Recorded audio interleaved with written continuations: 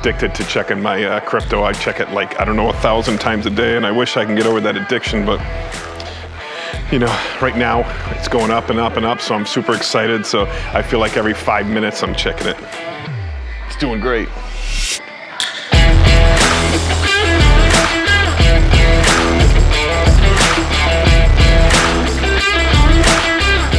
Refresh, refresh.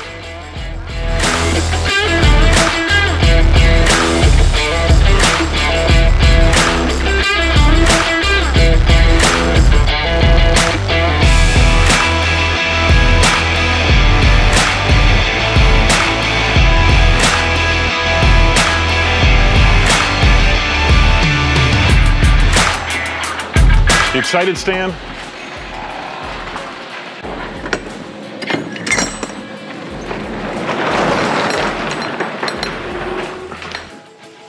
Oh, it's miserable in here.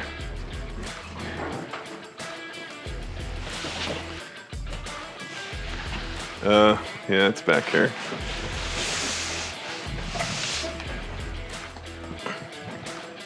There's hundreds and hundreds of these. Man, but these pallets look good though. These pallets look real good. These are the kind of pallets you want. Thing for the desk. Ring lights, Bluetooth headphones, ring lights, cordless water flossers, fire extinguishers, fire alarms. There's our radios that we use here. This is good stuff. I like these pallets. These are my favorite pallets. This is health and beauty meds. It's not really meds. Nicorette gum. Zero Vital reverses the signs of aging. I need some of that. Awesome. Yeah, I'm just like horrible at loading stuff and all that kind of stuff. I've always just throw stuff in and pile it up. I'm very inefficient at that, and I ruin so much stuff. I mean, you know, I need to be more anal about how you pack things and, you know, wrap blankets around the protective, you know, I take like the 3 things that I really want, put them in the front seat with me, and the rest go in the back, and I don't really care what happens. And if you hear a crash, we never stop the truck. We just keep going.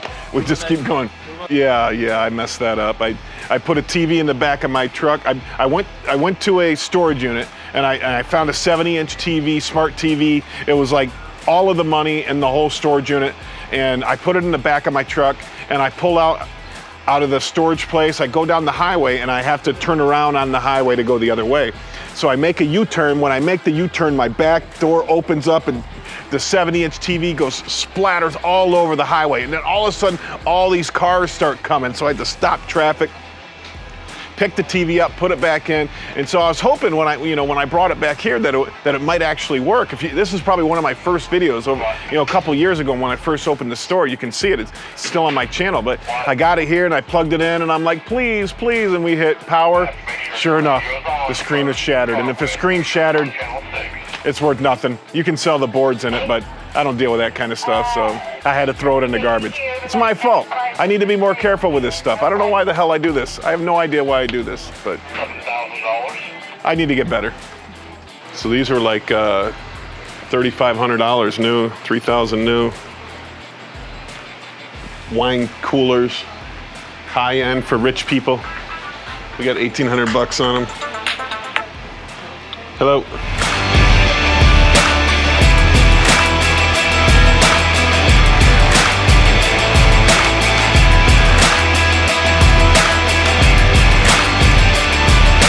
Feel the heat pouring in. It's 93 degrees out there in Florida, and somebody's got my doors propped open. It's probably one of these customers here.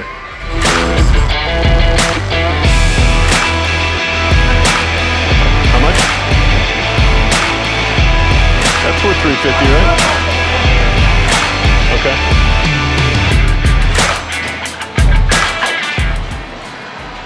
That's at Home Depot. Yeah, so 2,000 to us if it works. Problem is it's going to be a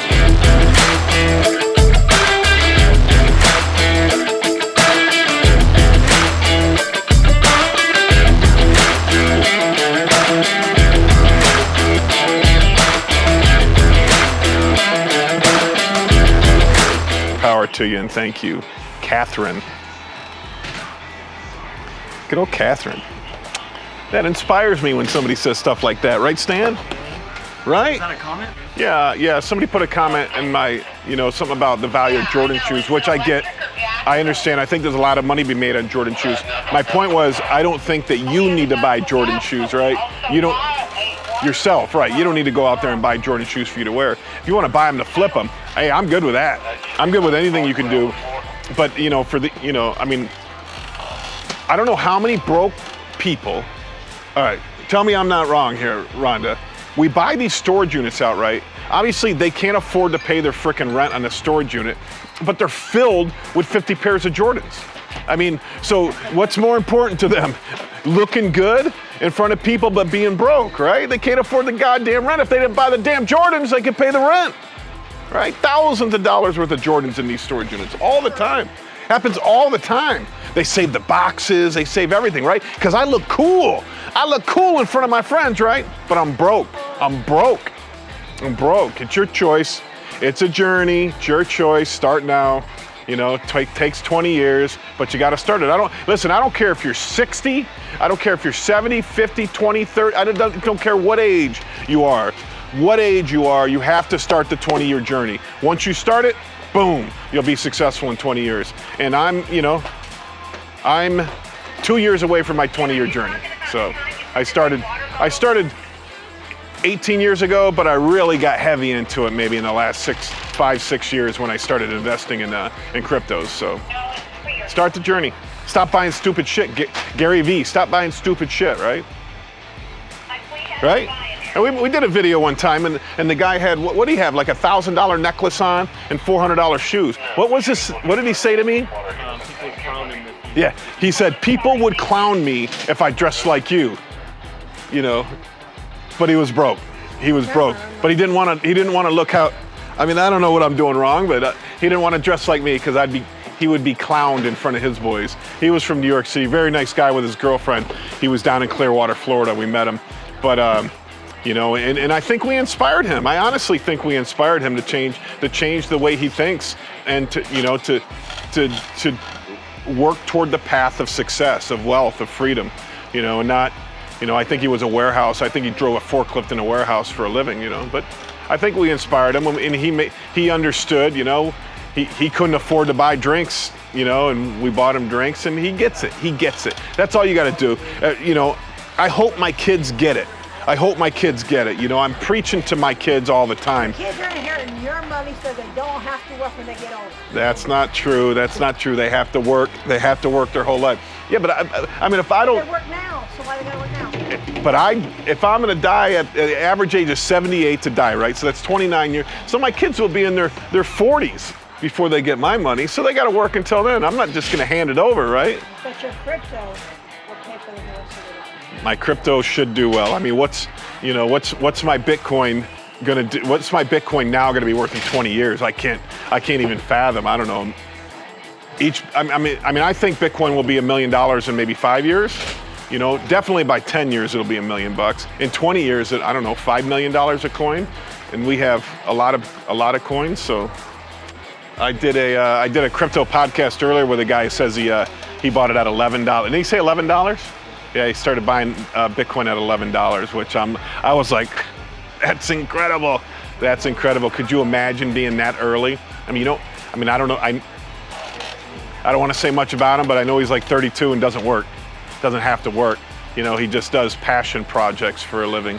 Works with developers, so good for him, right? Good for him. If you are mad that he got it, there's something wrong with you, man. You got to get your mentality right. You got to get your head right, right? Good for him that he found that wealth, and I think life is all about finding those different avenues of wealth. And I've closed down more businesses than I have open right now, right? But I keep trying, man. I keep trying. And there's a lot of people that say, don't worry about failure. Leave your failures with a smile, man, because you tried, you put your effort into it. And if it didn't work, it didn't work. Who cares? Move on to the next project, because eventually you're gonna find something that's like a perfect match for you, and that's gonna work, and that's what's gonna bring you your wealth. But you gotta keep trying. You got to keep trying. And some things you start up and they just sustain themselves. You don't have to worry about it, right? Maybe you have a manager or somebody working it for you, and then you can build income, and eventually when you get to sell it, you reap the benefits, you know. I've talked about selling my restaurants. I've had my big restaurant for 10 years. And everybody's got paid, right? 50, 60, 70 employees every week had to get paid. There's the majority of the time I didn't get paid, and the majority of the time, you know, not the majority, sometimes I had to write a check to make sure nothing bounced during the week. You know, so for 10 years, so my employees came to me and they're like, well, Tom, they're crying, like, why are you selling? Why are you selling?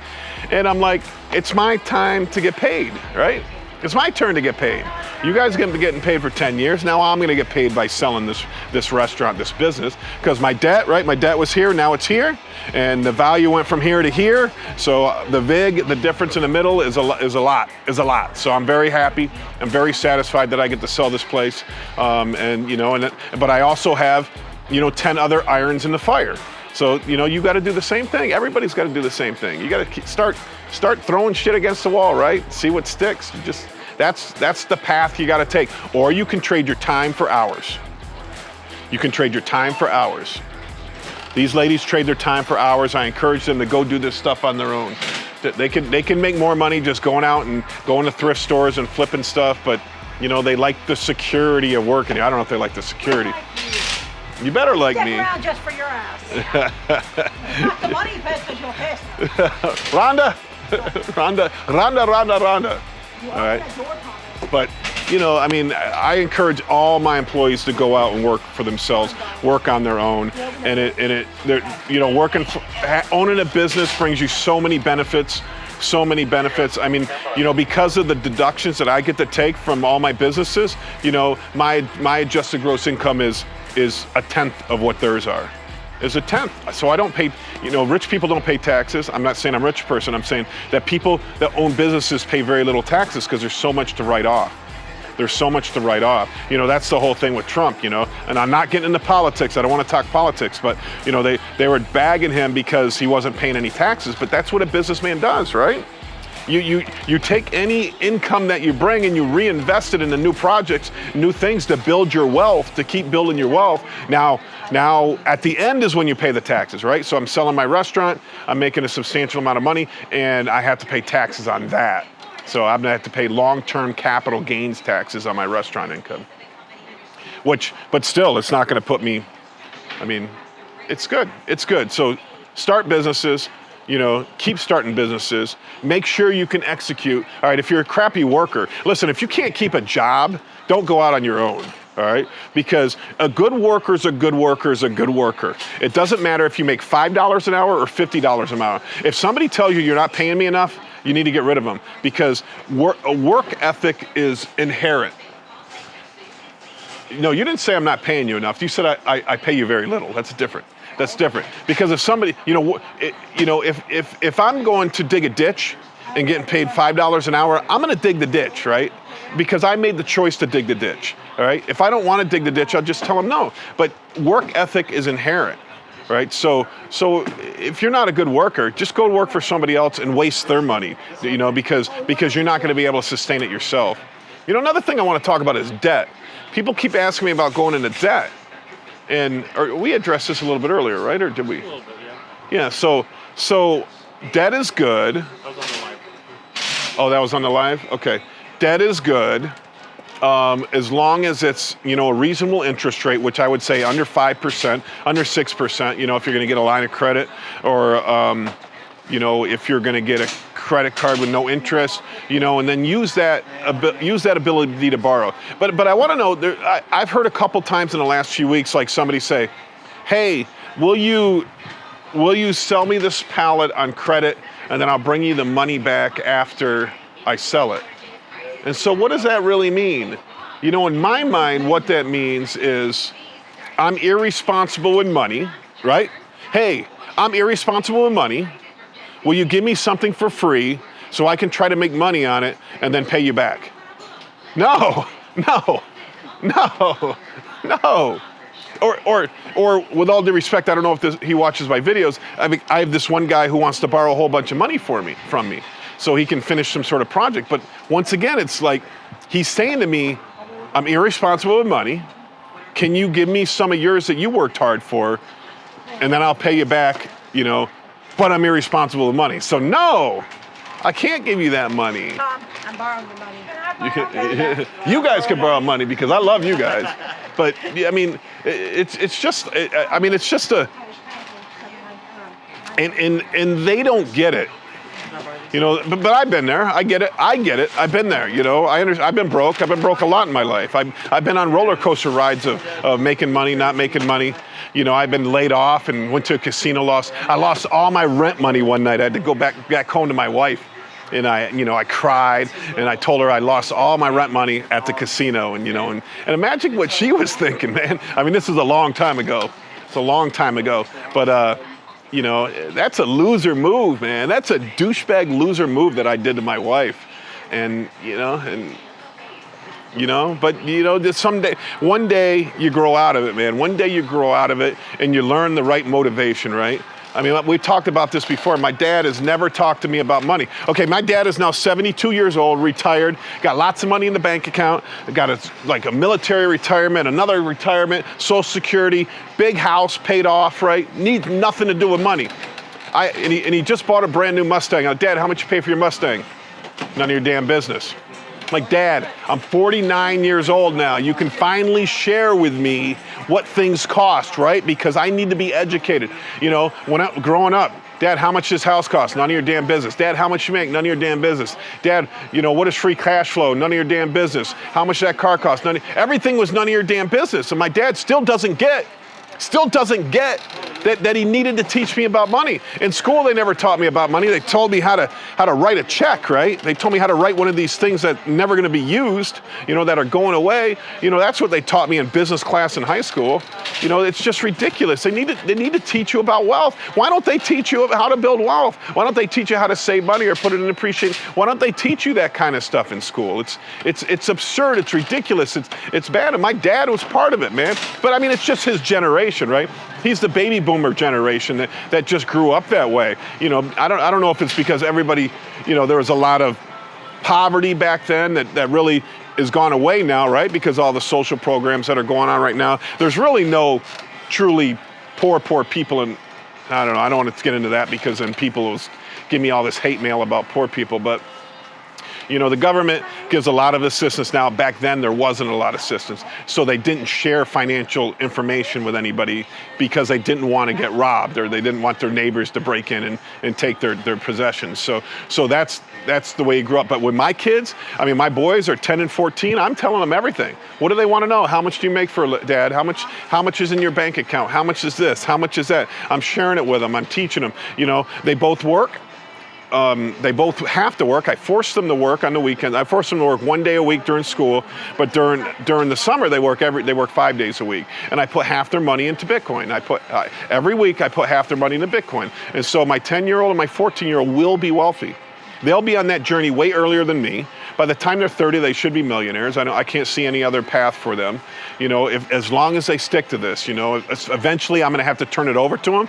And if they're anything like I was in my 20s, they're probably going to blow it all. But I'm going to do everything I can to make sure they don't blow it all. Make sure that they build that wealth, and then they'll never have to worry about money in their life. Can you imagine a life where you never have to worry about money?